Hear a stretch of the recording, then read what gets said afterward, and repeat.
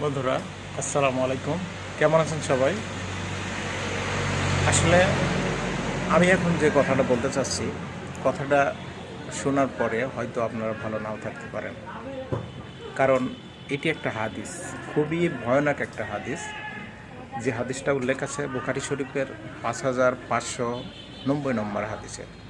এখানে উল্লেখ আছে যে মিথ্যা বলা যে কত বড় পাপ, এই কথাটাই। মানুষ যখন মিথ্যা কথা বলে, মিথ্যার দুর্গন্ধটা এত ছড়ায় যে ফেরেশতারা মিথ্যা কথা শুনে শত মাইল দূরত্ব বজায় রাখে।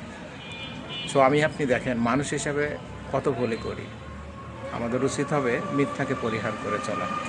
সো আল্লাহ তাআলা অবশ্যই আমাদের সেই তৌফিক দান করেন। আর আমার এই ভিডিওটা যদি আপনাদের ভালো লাগে, আমার কথাগুলো যদি ভালো লাগে, অবশ্যই শেয়ার করে দেন, অন্য মানুষকে দেখানোর জন্য, সচেতন করার জন্য। তো পাশে থাকবেন। আল্লাহ হাফেজ।